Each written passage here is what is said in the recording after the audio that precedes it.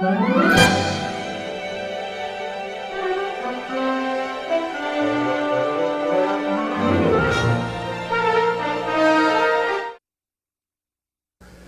travels around the community. We do it once a quarter.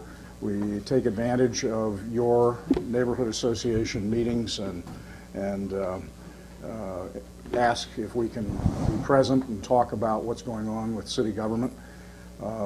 We have always found it to be, I think, a useful interchange between the staff and I, talking about answering questions that you might have, but also talking about current affairs. I do tonight have two other guests with me that I would like to introduce before I introduce the department heads. And I want to begin with Lieutenant Colonel Matt Hodge, who is the commander of the Joint Systems Manufacturing Center. Colonel, come up. I was at his shop on Thursday, and he happened to mention that he had seen the news about this, and he said, would it be possible for me to come? And I said, well, sure. I said, would it be possible for you to speak? And he did say yes. So, Colonel? Mayor Berger, thanks so much. Lieutenant Colonel Matt Hodge, U.S. Army. I am the Tank Plant Commander, Joint Systems Manufacturing Center, 30th Commander, and very proud to be here. We've been here for 8 months now. We moved here from 3 years in Hawaii. So I'd like to thank Mayor Berger for the near record snowfall that you were here. But very patriotic community you have. And I'd never been to a community meeting like this before because we moved. This is our 13th address. So I have kids and we've just ripped them out of every school. I've ruined my wife's career 6 times over. 6 permanent jobs I've pulled her out of. So she's tired and kind of done. So I wanted to come, and I want to thank you very much for the opportunity to tell you what a great gem of a community you have, and I think we're going to put down roots here. So appreciate the time to speak. And on behalf of the Joint Systems Manufacturing Center, a place you can truly be proud of. You don't know the gem you have in that place down there. It's great, the things you've done out in the world, and the systems that have gone on to save soldiers' lives and to do great things for our country. So appreciate your time. Thanks again, Mayor Berger. And great to have you here.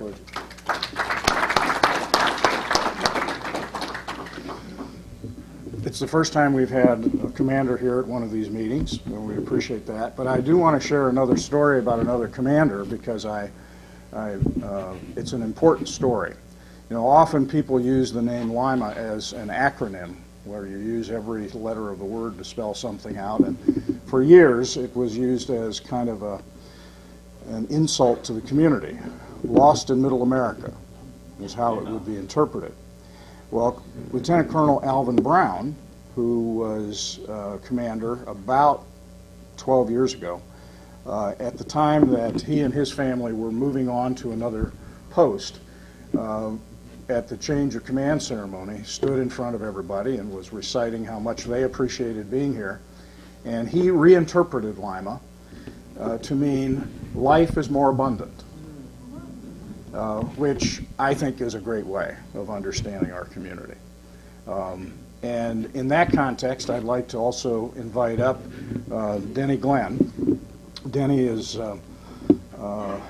also he's actually an alumnus of the Joint Systems Manufacturing Center, had worked in senior management there, and he's a part of our task force that's working to preserve the JSMC, but one day a year ago he stepped up again at one of our meetings and said, hey, I saw in the newspaper that you're having difficulty staffing the front desk of City Hall. He said, I think I've got an idea about recruiting volunteers to do that, and could I have permission to put something together? And I said, absolutely.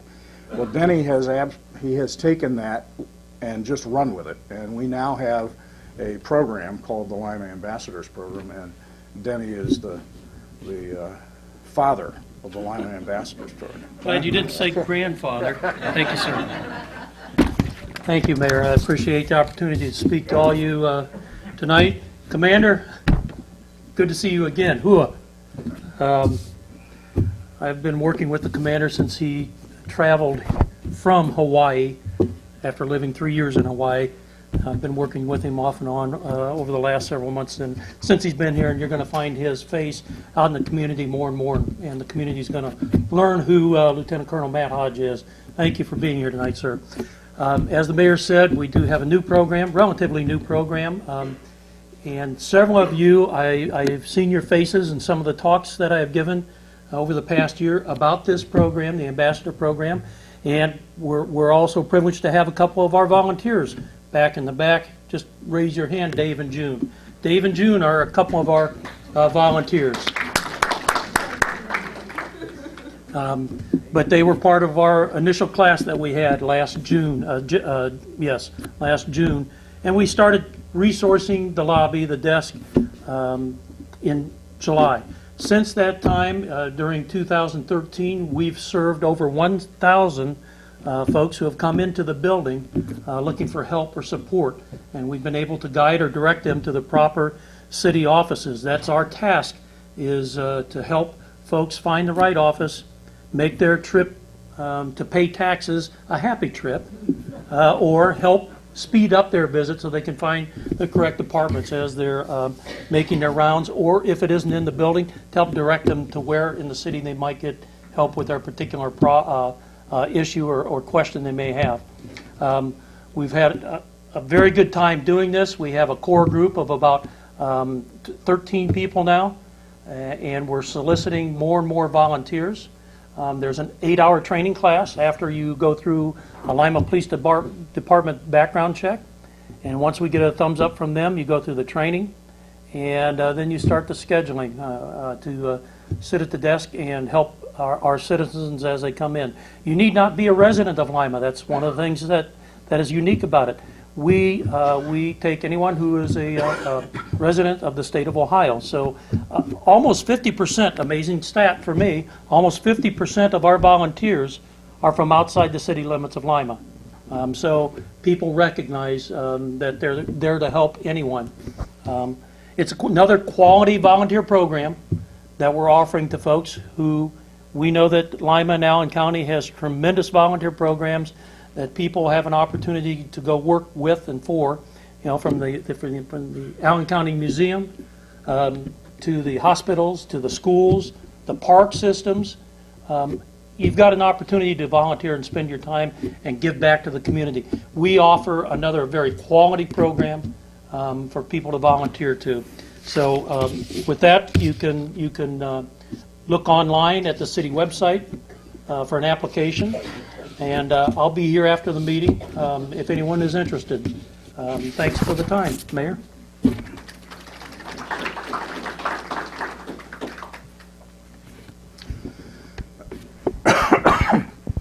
I should mention we do have 2 city councilors here. Ann Miles, who's the new 7th Ward councilor, is here, and Derek Glenn, who is the 6th Ward councilor, is here. Thank you both for attending. We'll begin at this point with Howard Elstro, who's the Director of Public Works. Howard and his team, which includes engineering and streets and parks, they've had, along with our folks in utilities, they've had kind of a rough go the last couple months. So why don't you share with us what that's about? Well, thank you for having us here tonight, especially when you all gather for meals like this. I often find these little things in the back, and these packets of salt is about all we can find to keep down on the streets anymore. Tough winter. We have not only gone over our budget, we've really doubled the expenses this year trying to keep up with the weather. We spent about $325,000 to date trying to maintain snow. Shouldn't be a surprise to anybody. And the real shocker this year was salt. We, like every community throughout Ohio, really have been hard-pressed to latch on to enough salt to keep the city streets passable and safe. And a lot of thanks go to all of you. Safe driving really starts with the operator. And we in Ohio are now accustomed to that. We approach conditions with caution. We know that as the snow melts, it can refreeze at night and cause black ice. And any of you who have relatives coming up from Florida, please remind them, because it is something that drivers forget about. Winter was tough. Saul Allen and the street division crew, I think, did very, very well. Now, at this point in the time of the year, our attention goes to fighting those potholes. And again, those will persist. Even though it's not snowing, we will see those potholes continue to erupt throughout the spring, because at nighttime, the water that has soaked down through that pavement during the day will freeze, expand, and that freezing and expanding repeated action cause those potholes. If you see potholes and you're concerned about them, call the Street Division, 221-5165. Let us know where they are. But I can assure you, we'll have 2 crews out every day, and lately we've actually had 3 crews out per day looking for those potholes to take care of that and try to make your ride as safe, as smooth as it can be. In addition to that, our engineering crew is cranked up and ready for the construction season. In fact, our first large job will begin probably this week, if not the week after, and that is the streetscape reconstruction of West and Elizabeth Street. These are safety funds, which means they are funds set aside by the state of Ohio to improve streets and make it safer. In this case, we have designed features into the streets that not only accommodate vehicular traffic, motor vehicular traffic, but also look after the interest of cyclists as well as pedestrians, being in the downtown and the heart of our city. So we're very excited about that. The contractor has been brought on, the contracts are signed, and you will see construction in the downtown very, very soon. So that's just the tip of the iceberg for the Public Works Department. We have other projects scheduled for this year that we will be reporting on as we get closer to those. And I don't want to usurp too much time, because I know Rick Stiley from Parks and Recreation has a very important message for you later. Thank you.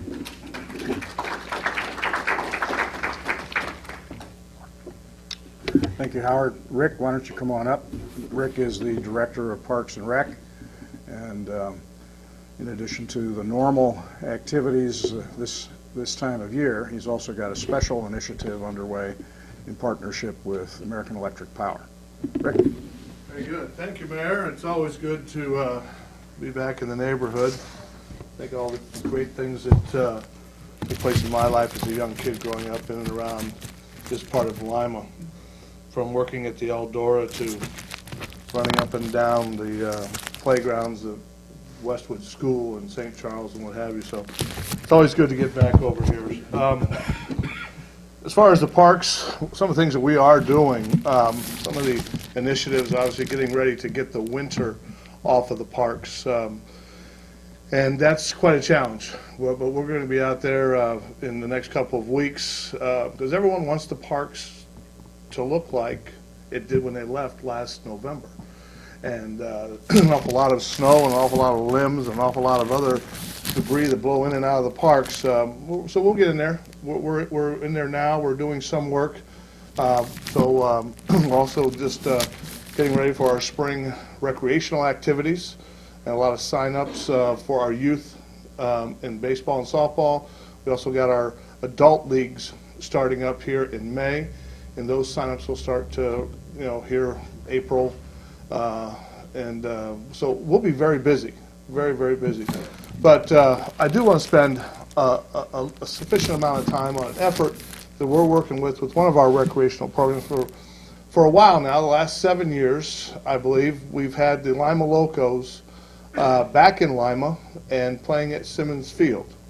And for those of you who have not had an opportunity to get out there and watch some activities with the Lima Locos, tremendous group of young men that come into this community from all over the country and different parts of the world as well to play baseball for the Lima Locomotives, or Lima Locos as they're affectionately known.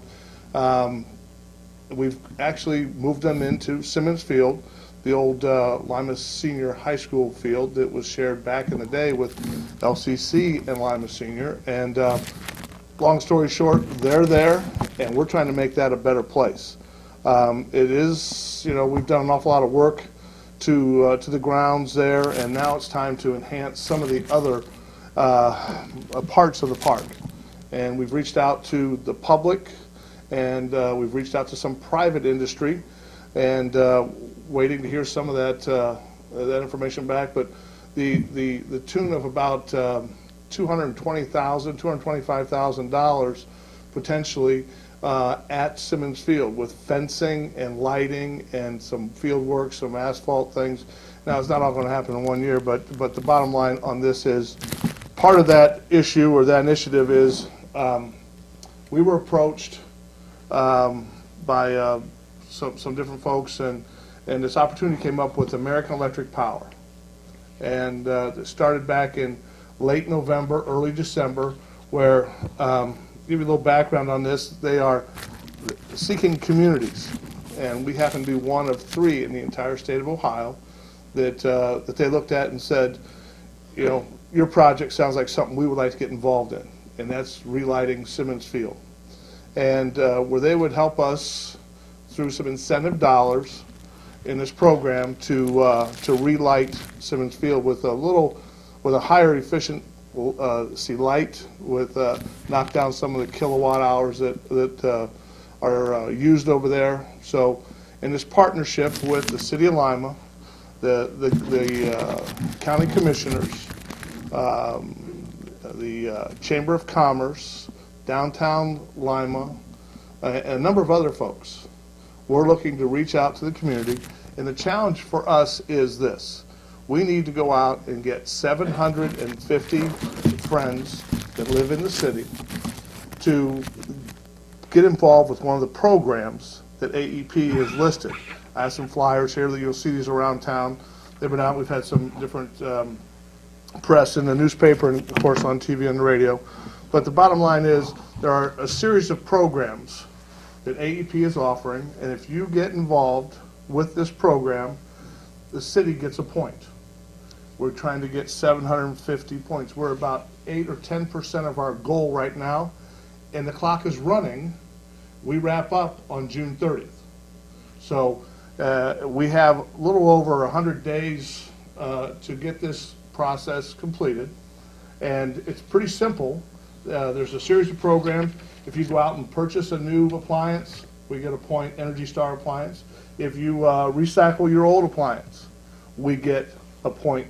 If you go online and do let me stop right there.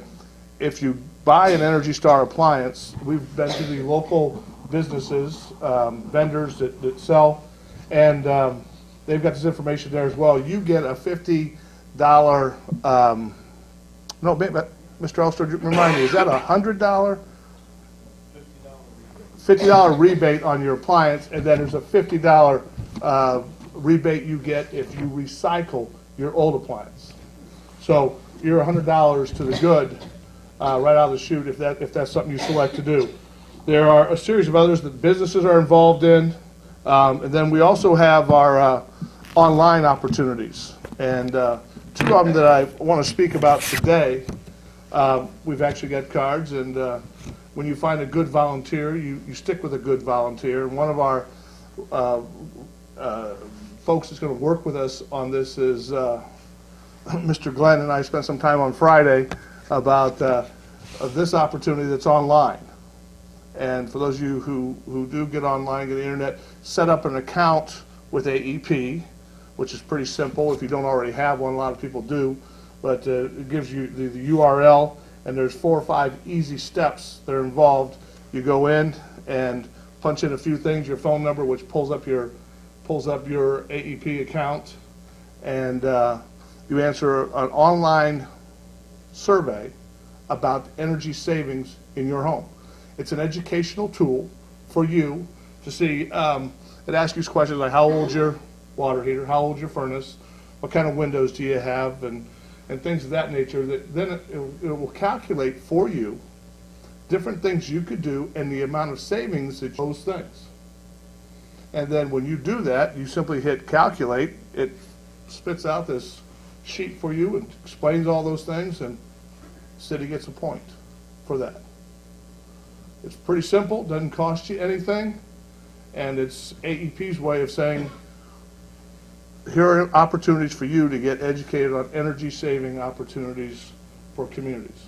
So there's a business component to it, there's a residential component, and we really look forward to getting out and getting folks involved with this to save you money, and then give the city an opportunity to generate funds towards the improvements at Simmons Field, which is a terrific recreational opportunity for folks in and around the Lima community.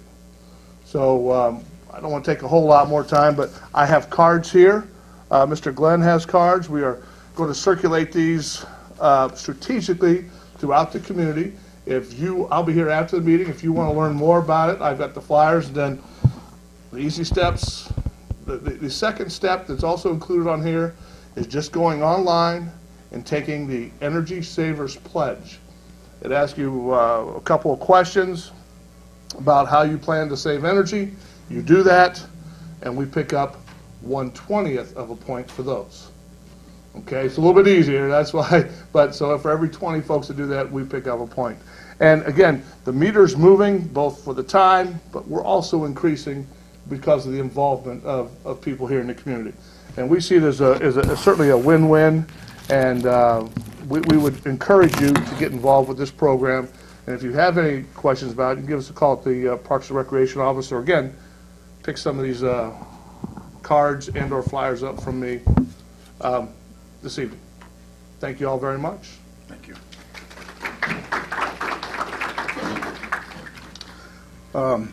I should mention as a little background to the what AEP is doing. You probably have seen the news that most of the utility companies that have been providing electricity via conventional coal-fired plants, and that includes American Electric Power, have been under increasing regulatory pressure to shut those plants down.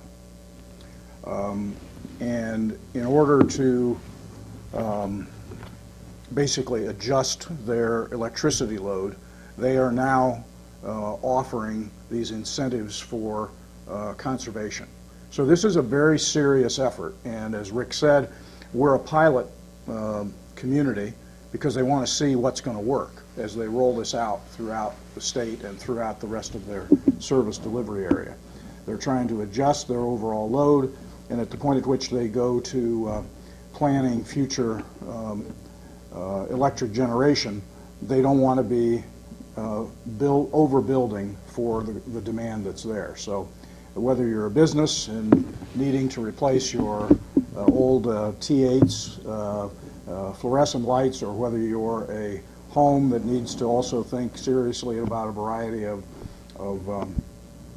ways to save, this is a serious opportunity to put money in your pocket immediately and also long-term from the energy savings that results. Steve Cleaves, our finance director, speaking of money, Steve is here to give us an update on what's happening with the city's budget.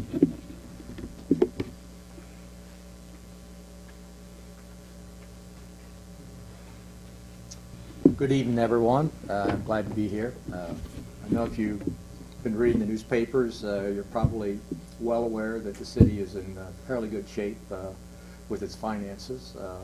We have a healthy cash balance at present.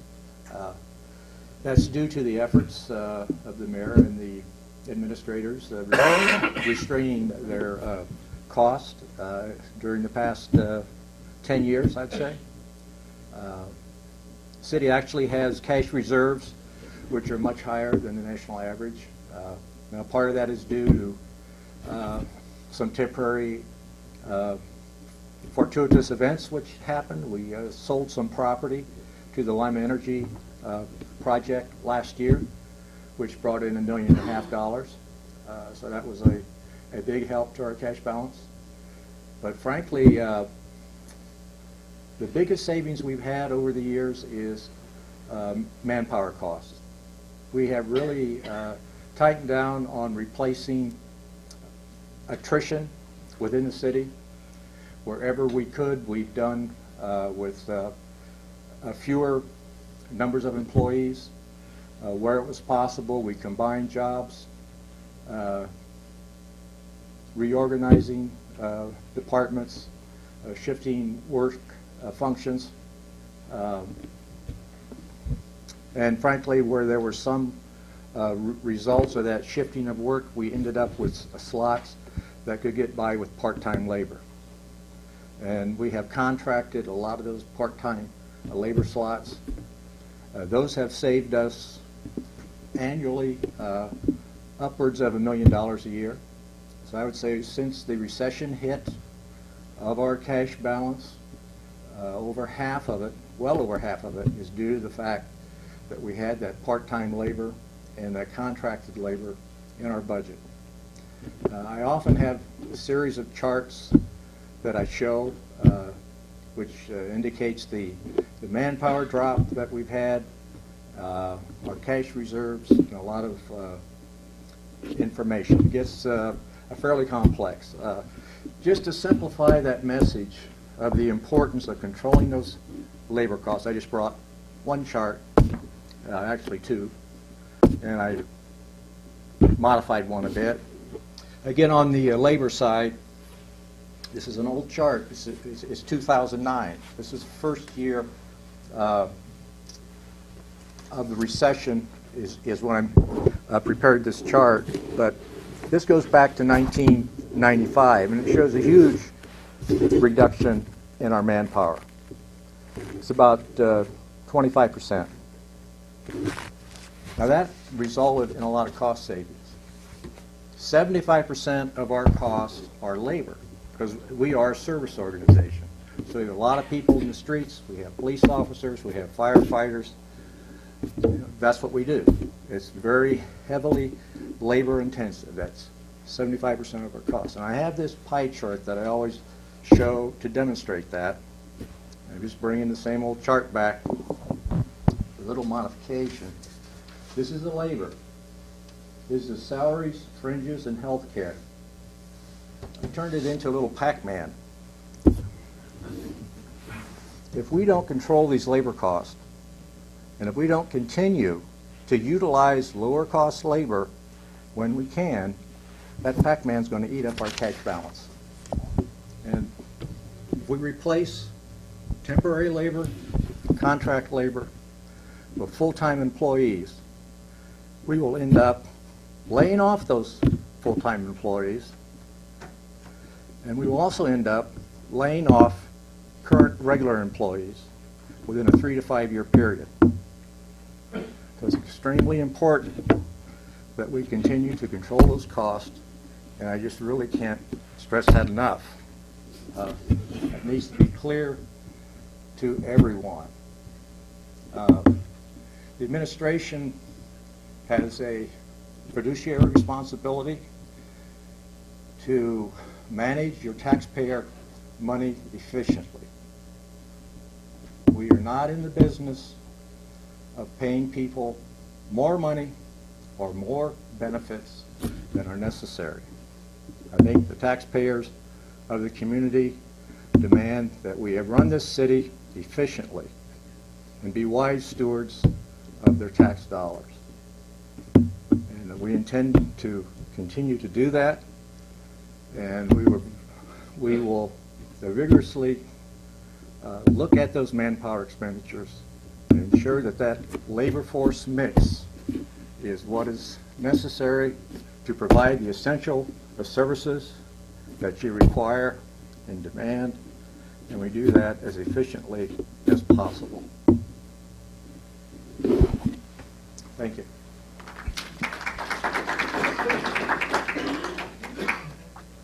Thank you, Steve.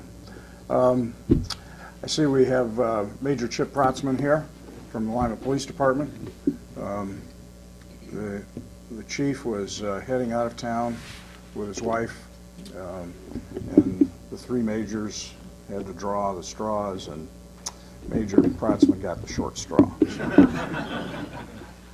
They told me I was going to have to follow Caprella, and I was really worried about that. So.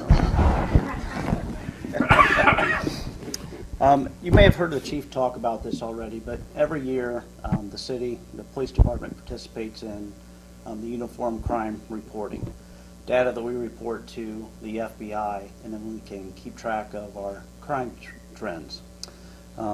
We've looked back at that, and as a city of a whole, we've been very happy of what is occurring over the past 6 years. And I'll give you some numbers here. First, it's important I let you know that the numbers that we pay attention to are the most are Part 1 crimes. And there are 7 crimes that are involved in those. Those are homicides, rapes, robberies, burglaries, assaults, thefts, and motor vehicle thefts. So those are the 7 that we pay attention to. Since 2008, we've seen a drop. From 2008 and 2009, there was a reduction of 12.6%. 2009 and 2010, there was a reduction of 6.99%. 2010 to 2011, we showed a little over 1% reduction. In 2011 and 2012, there was a 2% reduction. And then from 2012 to 2013, there was a 9.61% reduction. All in total, from 2008 to 2013, we've seen a reduction in those crimes of 27.8%, something that we're very proud of and hope that it continues.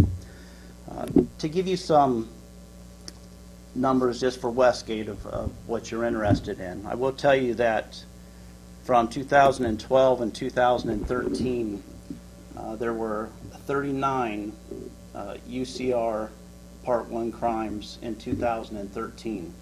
This is opposed to 31 that occurred in 2012. So there was an increase in this area.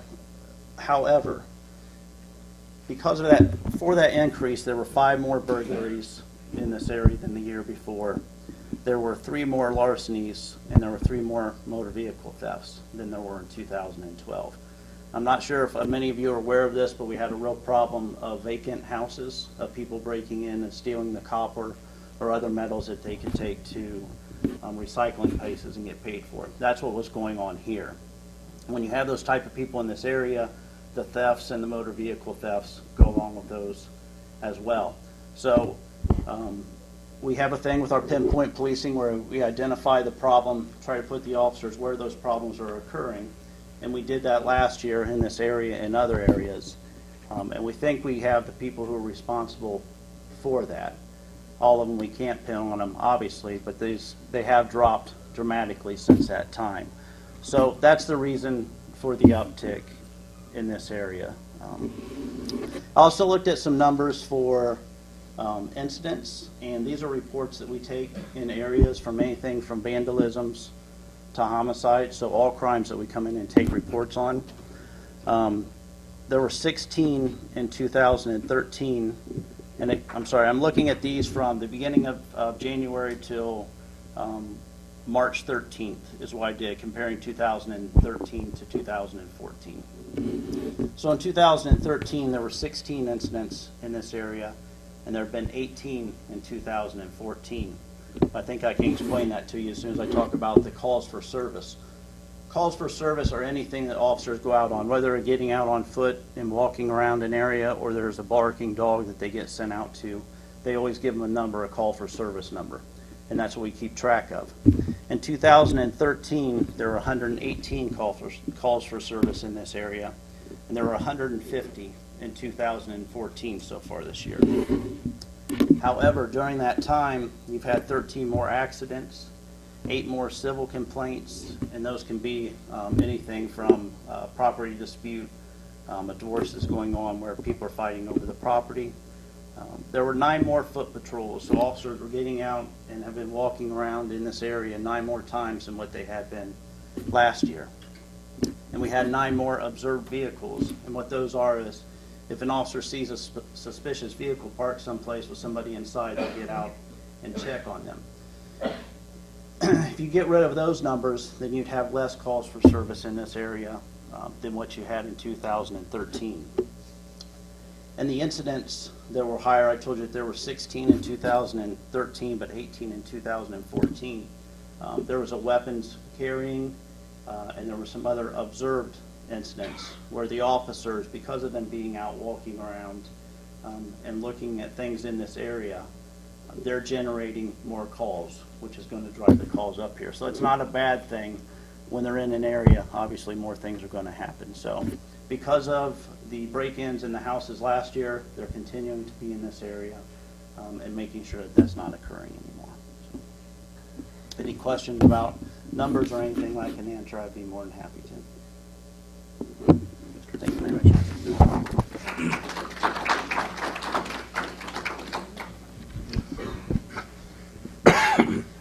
Those have been really great numbers because it's not a one-year blip. It's a 6-year trend, and I think that the police department and the neighborhood association should be proud of the partnership that has produced that. Chief Heffner from the fire department. Chief wasn't able to assign this to any of the deputy chiefs, so he's here himself. I really wanted to be here, regardless of what he said. First of all, I'd like to thank Dennis and Dave Beck in particular as far as the Ambassadors program goes. The mayor's correct. The Ambassadors program is a wonderful program.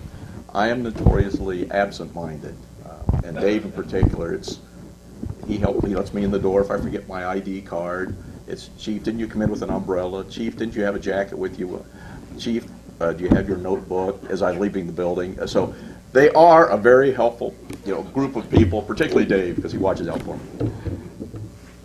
Steve brought it up, and I think I do want to touch on fiscal responsibility, and that's something that's been very important to the fire department and with the fire department over the past few years. Firefighting, and we understand, the fire department takes a large portion of the city budget, and we do our best to make sure that we're spending the money efficiently and getting the most out of the dollars. We haven't hired anyone for about 2 years. We had a test about a year and a half ago, and we were going through the process. We stumbled a little bit, but we've come to the point now we're hiring people. So for the past year and a half, we've been running short-staffed, and our people have picked up all the extra load and done a very nice job with it.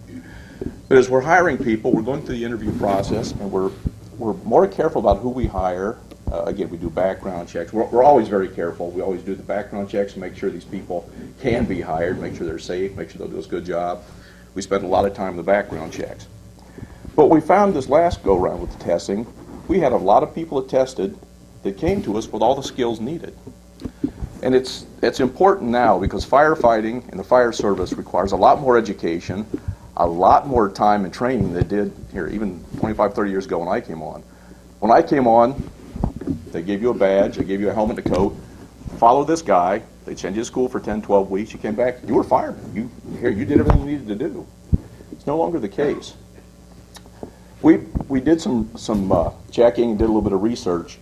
To bring someone on with no training at all, put them through firefighting school, EMT school, all the way through the paramedic school, it makes them a fully functional, fully usable firefighter, paramedic for the Lima Fire Department. That cost, in addition to any salary, it's about $50,000 in addition to what we pay them in salary. The cost of school, the cost of the overtime, the cost of their clinical hours, the time they're gone, we have to backfill with overtime. It's a very expensive process. So, again, to make ourselves a little more efficient and to get the most bang for our buck, as we're going through looking for people to hire, we found a lot of very qualified people that were already trained in these areas. Of the 7 people we're in the process of hiring, 6 of them have all of their training. Now, when you assume that we can save $30,000 to $40,000 per if they have all of their training, do the math. That's a lot of money. Plus, we can put these people to work sooner. It's been a win for us, and part of this was the changes in the civil service testing that allowed us to look at more people instead of just at the top 3. We came to realize that a written test isn't the best indicator of how you're going to do in a job. We looked at people, their job experience, what they've done, the places they've worked, and we found some very, very qualified people a little bit further down the list. A written test doesn't always give you the best candidate, and we found that, and we've responded, and I think we've done very well with that. So that's really my point tonight, and that's really all I have to say tonight, is we are looking out for your money. because we know that you're our press, you're paying us a lot of money, and we do appreciate that. We appreciate the people you've given us, the equipment, the good equipment you've given us, and we want to thank you by doing the best we can with as little as we can. So thank you very much.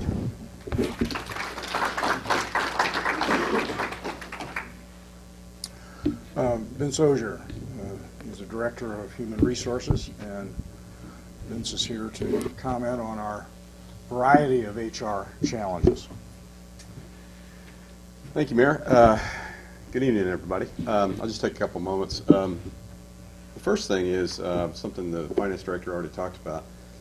As you probably know, and as he mentioned, the city's budget is in probably the best shape it's been in since in the 11 years that I've worked for the City of Lima. And of course, that's a very good thing. And one of the key tools that we've had in the toolbox for administration has been the use of contract labor. And contract labor has helped us save a lot of money, and I think Steve already mentioned that. Right now, that's an issue that's up for discussion. And one of the things I think, at least from the administration's perspective, is we don't want to see that tool go away. We're in a good position right now financially, but that's only until the next economic downturn occurs. Conceivably, that's potentially not if it's going to occur, it's about when it's going to occur. And if that situation occurs, we want to be in a position to manage what resources that we have at the city in the most efficient manner possible, hopefully with not having any impact on the delivery of services to the taxpayer. And contract labor is one of the things that helps us do that. So it's an important issue for us. It's something that's going to be talked about in the coming weeks, I think, and we just want to make sure that everybody understands it's an important tool that we have.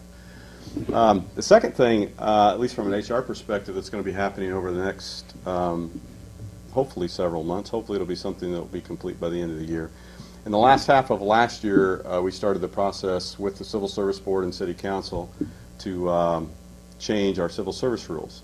And then the election occurred, and there were some changes in the HR committee, and so I think that's kind of slowed the process down. But hopefully in the next few weeks or months, we'll get back at that process. That's an important process. Civil service rules haven't been changed. I believe the last time was something like 1965.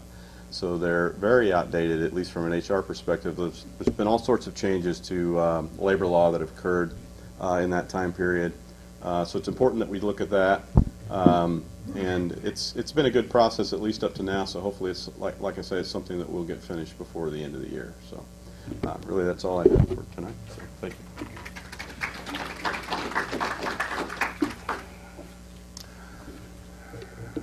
And I hesitate to say, and in fact I won't say, I saved the best for last. Mr. Caprella, could you come up? I don't know if any of you happened to see an interview recently with Mike on WLIO, but Mike did this interview in his office, and up over his shoulder he had a picture of himself. An old picture. And that picture travels. It's a picture in my office, and everybody always wants to know why I've got a picture of 8x10 glossy of Mike on my window sill. And you know I'm your favorite. I know. That's what I was going to say. It's because Mike is my favorite employee and favorite staff, and he presented that to me. I didn't ask for it. He gave it. I asked, I got it. So with that as background, Mr. Caprella, Deputy Utilities Director. First, whoever prepared the food, I want to thank them, because I hadn't eaten all day, and that was really good. Okay, thanks. That was good food, yes.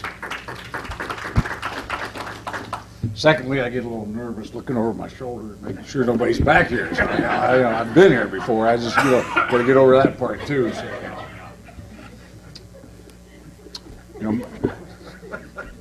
Major Prosper's up here, and he gave you good numbers, right? I don't have good numbers. Working utilities on a winter like we just had, and there's nothing good, let me tell you. Work in water and work in sewer, and it's tough. And I tell you, you talk about hard-working people. We've got some of the hardest working people anywhere that work for the Department of Utilities. This winter, we had more water main breaks than I've ever seen. February alone, we were averaging about 2 mainline breaks a day. That's a day, 2 mainline. And now, mind you, when we get a mainline break, water will show up somewhere. But with the frost that was in the ground, you didn't know if that leak was where the water was coming up. Because, water's mains are real deep, and they come up and hit that frost. There's a lot of frost in the ground. That water may travel a block before it finally surfaced. So our poor crews were out there just trying to find where they were at first. Then when you found it, then the work began. And it didn't matter if it was 20 below or 25 below, wind chills of 50 below. Our crews had to go outside and fix these. I mean, it's work, tough work. And they were doing, one weekend alone in February, they had 8 water main breaks. 8 in a weekend, just in a 2-day period. We was working 24 hours a day. I mean, fatigue was actually setting in. It was the worst I've seen it. We had, and coupled with all the leaks we had and the fixes, we had over 500 people that called in that didn't have water. So we had to go out for no water calls. And they had over 300 people that actually had emergency shutoffs where we had to shut the water off because they had probably a broken pipe somewhere in their house, basement, attic, wherever, crawl space, outside wall. These are people that obviously didn't have a main valve they could turn off. I think every year I always say find that main valve and know where it's at, so if you have a problem, well, there was 300 and some that never found that main valve, obviously, because we had to go out. And when we go out to turn them off, it wasn't easy either, because if you remember, when they plow the streets, they push that snow over the edge of your property. Well, that's where the shutoff valves at. So we had just solid blocks of ice. Our crews had to try to dig through to find where that little round box was at, where the shutoff was. So they're outside, sometimes, honestly, laying on their belly when it was 20 below, trying to dig that ice out, finding that shutoff valve. So we had some tough times. I mean, February was a terrible month. January was a bad month. February was a horrible month. Frost still isn't out of the ground, but the workload is lightening up some, but our crews were really stressed to the max. And that was just some of the things that happened. About 3 weekends ago, I get a call, hey Mike, maybe you ought to go out to the water tower out across from Procter & Gamble. We got a problem. I said, what's the problem? He said, water is gushing out the door at the bottom. Water's supposed to be up here, not down at the bottom, so that wasn't a good sight either. That tank holds about 500,000 gallons of water. It was all out of the tank. A big flex joint at the top of the tank froze and burst. All that water, 500,000 gallons, just come tumbling down and out the door. So our crews worked on that, and that's fun too, because now you're not working below the ground. You're working about 128 feet in the air. Inside, but it's still, you're up high. And so our crews have been stretched, and they've worked really hard, but we had a pretty good response time. Sometimes we didn't get out there as quick as we could if somebody said, well, I don't have water, and we have all our crews fixing main lines. But as soon as we could, we'd get them out there to fix it. So we also had a couple sewer lines collapse on us, deep sewers that are down 30 feet below the ground. Though we don't even have backhoes and hose that could even get that deep. We'd have to actually get contractors in there with deep track hose that go down to help us fix some of the deep sewers. So we had major problems on the water side, a lot of problems on the sewer side, problems in our plants, just little things that came up. And the crew's been working hard, and it has been, and the mayor can tell you, it's a very stressful year for utilities. But we're still working on capital projects. Some of the construction work didn't stop. We've got, there's a water line now in the southeast portion of the community that's going out to Rudolph Foods in Westminster. If you've seen, and the contractor actually worked a lot of the winter putting that line in. In conjunction with the line that's gone in, we're also doing work in the Central Point water tower, the new tower out south of Lima off of St. John's at Central Point Tower, to make sure we get enough pressure to Rudolph Foods. We're putting a booster pumping station. When we built the tank, we designed it so we could put one in. So that work's going on right now. So we've got that contract on. We're working with the police department for a communications room as a backup for a computer room right now. There's some construction just starting this last week. We're getting ready to undertake a very large project at our wastewater plant. We call it our Headworks project. It's about a $27 million improvement that we're going to have to do. These are all part of our, these are improvements that are needed, but they're also part of our mandates with the EPA that we're working on. So got a lot going. It's a very busy department, and be happy to, I wouldn't be happy to answer, but I'd answer any of your questions you may have. Good. Oh, I knew. Oh, yes. Colonel? How many folks do you have working on your teams to do all this? Depends on what division we're in. You know, we have, in the utilities department, we have water treatment plant, we have a wastewater treatment plant, we have a billing office, and we have a field services division. And the field services division has about 40 people right now. We're down a few people right now trying to, you know, we're getting back up to speed on there. We were waiting on a civil service list to fill off of, so that kind of hit us at the wrong time also. We were down a few employees. So Citizens in your city, they're telling thanks. They probably never get thanked for digging up a sewer. you know what? They don't get thanked. These guys are unsung heroes because unless you have a problem, you don't know they're out there. You know when a guy goes by and plows your snow because your streets are clean. But the guy that's keeping that water flowing to your house, you expect that, and you don't see them. And they are truly unsung heroes. They just, if you've got a problem and your line's frozen, and I think we thawed out over 100 service lines from the street into people's houses that actually froze. So we have to get out. We had a big welder we can get out and put electric current through there and thaw it out. So thank you.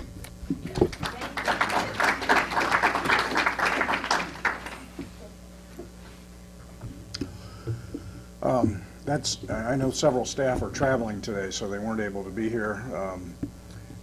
So I think that's all that are here. We'd be glad to answer any questions that you might have about either any of the topics we addressed tonight or other things that are on your mind.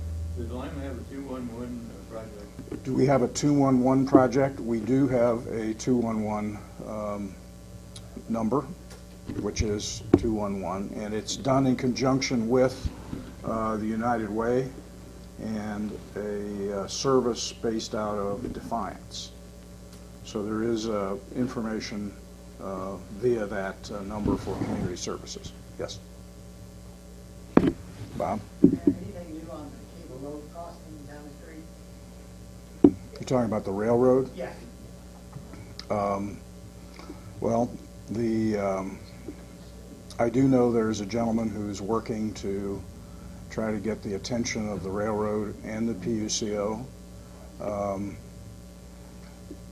I wish him well. And that's serious. I mean, I just, railroads are notoriously difficult to get to pay attention. And in that instance, obviously, we've got a high-trafficked corridor. And they have been, it's a short-line railroad that claims they don't have, I mean, basically they would spend their entire capital budget for that one crossing if they made the repairs that ought to be made. We have tried to partner with them by telling them that we would support an application to the PUCO, but that has not gone anywhere. So at this point, there is little progress on that crossing. The city, nor any of the local jurisdictions, has no authority to do the repair ourselves. If we explored a few years ago the possibility of doing the repair, and we were very directly told we would be charged with trespass.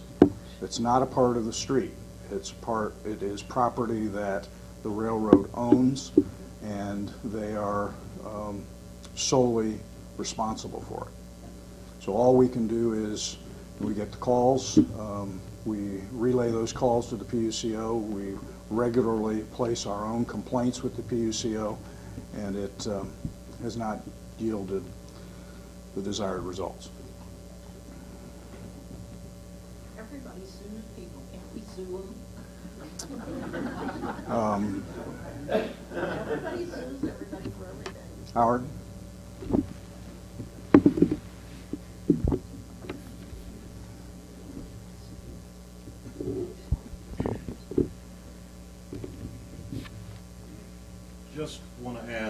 last couple of years, we've met with the railroad multiple times. And as the mayor said, obviously it needs to be done. They claim that that would usurp their entire budget for all of the crossings within their jurisdiction of the CF&E. We have petitioned the Ohio Rail Commission not once but twice, asking if they would financially participate with this railroad to try to make the improvement that the railroad would like to do. And what the railroad would like to do is to take up those existing crossings, which are a rubberized base product, which the base underneath those have failed, and that rubber has deteriorated over the last 25, 30 years, and replace it with a new crossing surface. Their estimate was, if I recall off the top of my head, approximately close to $1 million. Our estimate was a little bit less than that, but all the same, the state has declined on 2 occasions to participate with the railroad. They have said it's really a railroad investment issue. One of the interesting things that the railroad has suggested is, I believe there are 4 lines that you cross there now, and they believe they can reduce it by 1 line so that there would only be in the after 3 lines to cross instead of the 4 lines. And the only other thing significant is that you need to recall is if you went across a railroad straight across, your tires would go thump thump. But because these are at a diagonal at a diagonal, what happens is each 4-wheel independently bumps, which exacerbates the experience that we have. So going over 4 tracks with 4 sets of tires, you get all this rumbling. So again, we continue to stay in contact with the railroad. We continue to plead with them, but short of some significant money, which I'm talking $400,000 or $500,000 from the state, the railroad is claiming that we shouldn't hold out much expectations except perpetual minor maintenance and minor patching by the railroad themselves. Sorry. To answer your question directly about suing, we have considered that. The law department does not believe there's a basis on which we can legitimately make a claim. John? Could you give an update on Lima Energy and also 4th Street, and also with the prospects for Westgate College downtown? Well, today's Lima News had a front page article about the fact that on Tuesday night there will be a public hearing on the air permit for the Lima Energy project. That's very good news. The project has changed substantially from its early design. Its early design was going to be a gasification plant hooked up to an electricity generation facility. So the primary product from the plant was going to be electricity. Electricity markets have gone down, and so they redesigned the plant to instead make liquid fuels. And so what they will do is take pet coke or coal, gasify it, and gasification essentially is a process in which you put solid carbon material into a vessel and you heat it up. You don't have much oxygen in the vessel, so it does not burn. It instead transforms at about 2,000 degrees from a solid to a gas. That gas is then taken through a process where it will be transformed into a wax, an ultra-clean petroleum wax. And that wax will then get piped over to the refinery, where it will become a part of the feedstock for the production of jet fuel, gasoline, and diesel. The first phase of the project is about $550 million. All 3 phases are in excess of $2 billion. So it is a large investment, a very significant opportunity for our community, and it is making good progress. It's taken a long time, but it's one that I think we'll all be proud of as it gets fully underway. The other project that you mentioned was Roads State, and last week, Lima City Council authorized us to donate 2 roads, 3 parcels that the city owns in the southeast quadrant of the square, which is the location where Roads intends to build a roughly a 75,000 square foot facility. It will house all of the classroom and laboratories for their health-related and medical curriculum, and will thus be the center of activity for about 800 to 1,000 people a day in our downtown. Roads had about a month ago worked out their first property transaction. There was a donation, substantial donation of property from the Carey family to Roads, and then we have the cities, and now they're working on, I think there's a dozen to 15 other property owners that they are still working with to secure the rest of the real estate for the footprint of the facility. It's really terrific news, I think, for the downtown. The southeast quadrant of the square has always languished without a kind of purpose, even in the early planning stages back when the Civic Center was being conceived. In this instance, this will be an institutional presence. It will also, the design does incorporate a crossover walkway, much like now exists between the garage and the Civic Center. There will also be a walkway over the street on hooking up the Roads facilities to the Civic Center. And that's not incidental, because Roads also intends to partner with the Civic Center for utilization of the second floor of the exhibit hall, which is a very unutilized area at this point. And they are focused on the possibility of establishing a culinary arts curriculum that would be established there. So lots and lots of energy is building around this, and I think that we're going to see some really terrific things happen. Today's front page of the Lima News was also very positive in reciting all of the restaurants and opportunities for entertainment in the downtown. And I had the experience a couple weeks ago. We had some out-of-town guests that stayed with us, and we went to the Old City Prime and then for dinner, and then we went upstairs to the upper lounge. And my wife and I were chatting afterwards, and it occurred to us that I don't know that we've ever asked our siblings. I have brothers and sisters in Mansfield. She's got brother in Toledo and sisters down in Maumee and Columbus.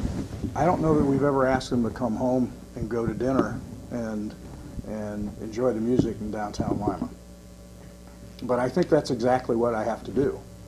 Frankly, it's what we all have to do. There's an opportunity now to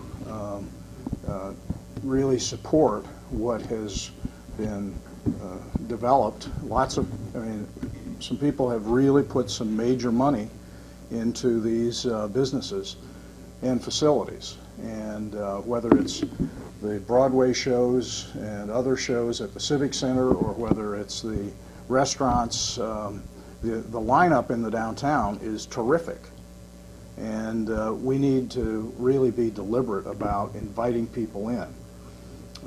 John Hafey has, I believe, a relationship now with the producer of musical talent for the MGM Casino in Detroit. And that's how he's tracking these folks in. And they're just absolutely phenomenal opportunities to hear groups that you will truly enjoy. So I would invite you to think as well about your family and friends and be deliberate about periodically inviting them home to enjoy the downtown. Other questions? John? I'll preface this question before with saying I understand how difficult this winter has been clearing the streets and those things. But recently switched my daughter to a different school. She currently rides a bus through the city of Lima now. And our neighborhood is, most of the property owners are good about cleaning their sidewalk so the kids can walk on the sidewalk. But there are a couple that do not. Is there someone to call on code enforcement to clean their sidewalks? Number one. Number two, I watched the city pile on several occasions and spent myself almost 6 hours one night cleaning up the corners that I watched the plow 5-foot stacks in the corners with code enforcement not enforcing. I've seen on the websites that they 3 days afterwards, when cars are supposed to be moved off the streets, 3 days afterwards they're finally moved. I'm confused of the way I understand it, it's a property owner's responsibility to clear their sidewalk.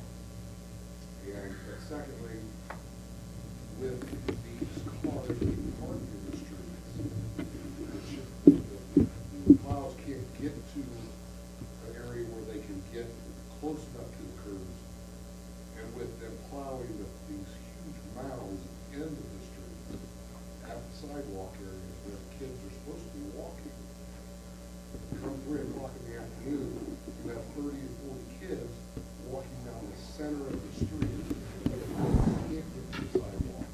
And the sidewalks that are cleaned by property owners now have 5-foot high mountains of snow piled at the corners.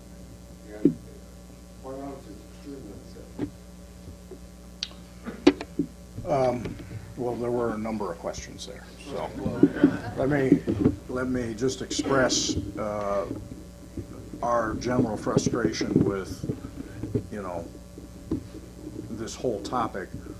We have, for years, we've been very public with our request to the public to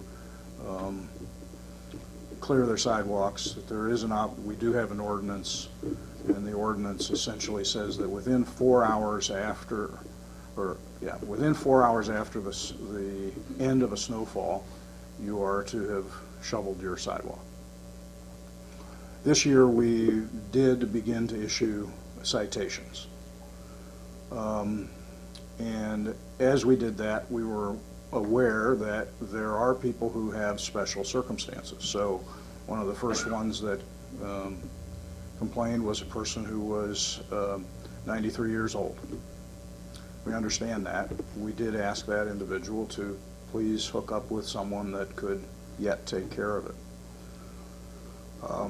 And there were, I believe we ended up, don't quote me on this, I think we had 150 citations that we issued, but we tried to do it in a somewhat sensitive way. Not quite like, we're not very sensitive about grass mowing, but about shoveling we were kind of sensitive.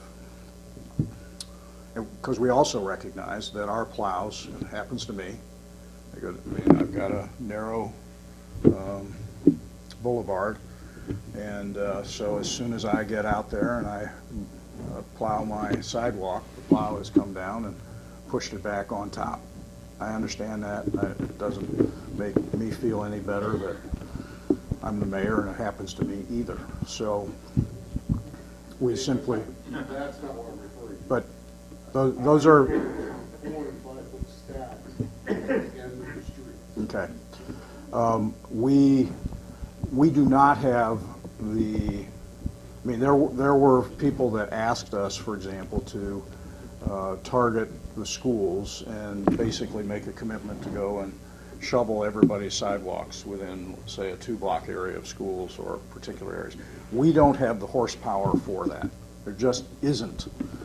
the ability to do that. And it's the same with those kinds of large mounds.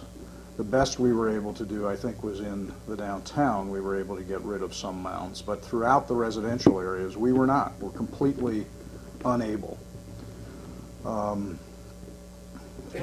I have had some conversation with the President of Council, John Nixon, with a couple of councilors, that after we're out of this, sometime this summer, we're going to revisit this issue about what our ordinances require. I have a preference about at least one of those issues, which is that I believe on a year-round basis, and I'll be recommending this, that we should move to a system where cars are parked on the opposite side of the street every day. That would give us the ability, it would make sure that everybody then is in the routine. But throughout the year, by moving to the opposite side, so on the even-numbered days, if it's March the 2nd, you're going to park on the side of the street with even-numbered houses. On March the 3rd, you're going to move your car over to the other side.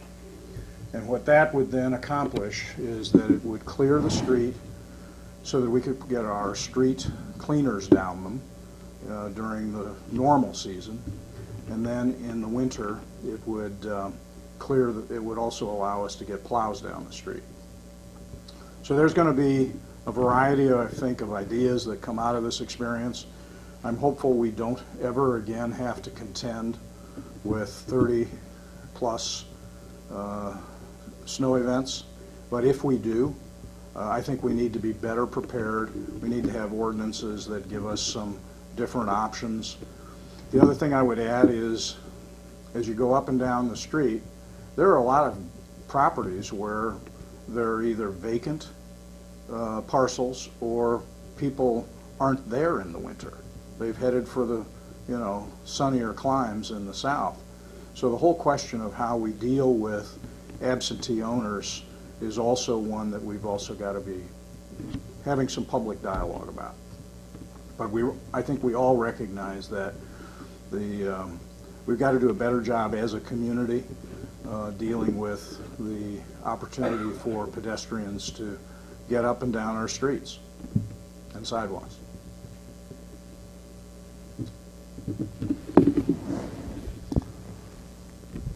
Other questions? Well, we certainly appreciate being welcome tonight here at the Westgate Neighborhood Association, and it's always, I think, good for us to be here to answer questions. We're going to be here as we break up. Be glad to answer any individual questions that you might have as well. So thank you all for having us here.